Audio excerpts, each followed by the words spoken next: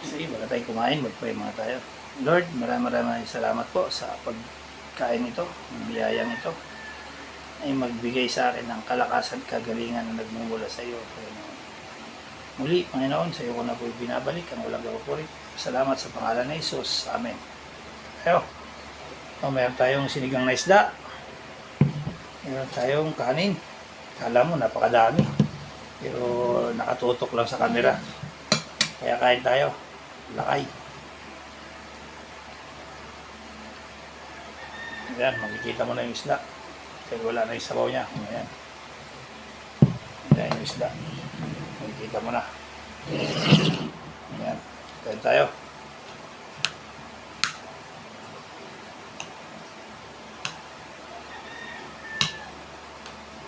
Mga hindi pa kumakain dyan, kumain na.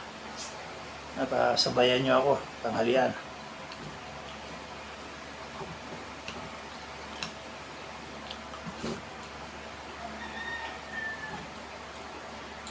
Sinigang na isda sa santol.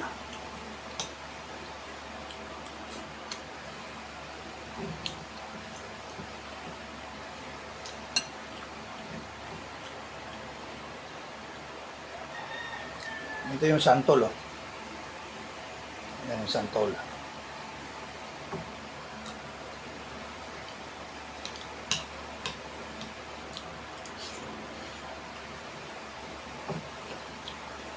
Try nyo rin yun sa inyo kung may mga santol kayo.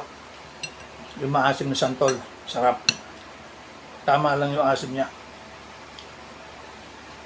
Hindi tayo na sampalok. Pag nasobra yung sampalok, sobrang asim.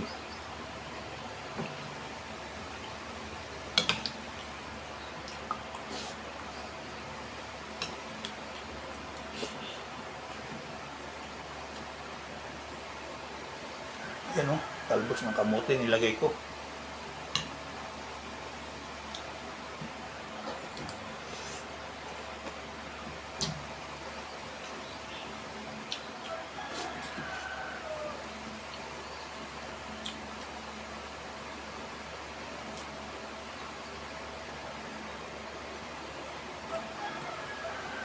Dak. Uy, nalaglag pa. Buti na lang dito.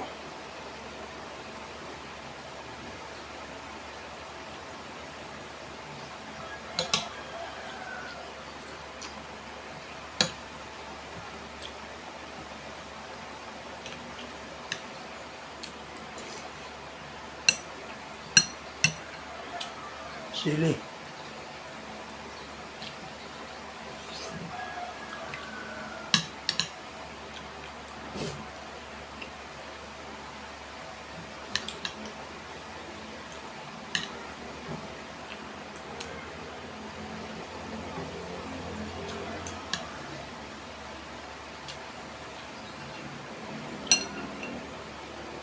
Sarap ng santol.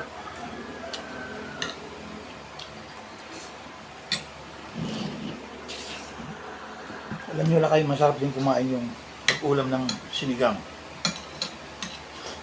Nakakaloob na, nakakaganda ng katawan din.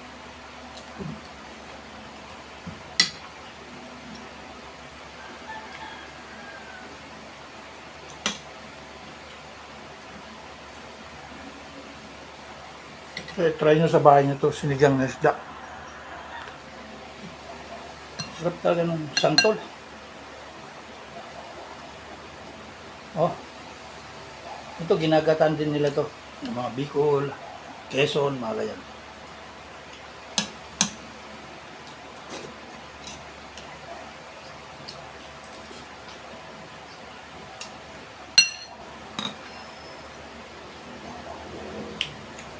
Ginagatan nila.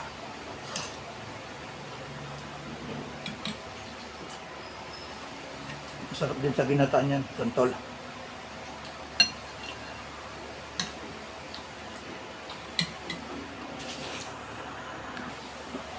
Yan lang. Tapos na tayo.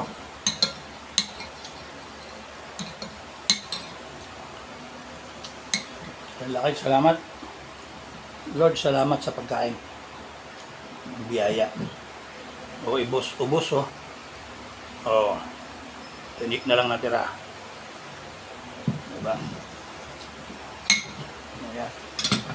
Thank you, Lord. Yan, lakay, God bless. Ingat-ingat lagi tayo. Adjourn.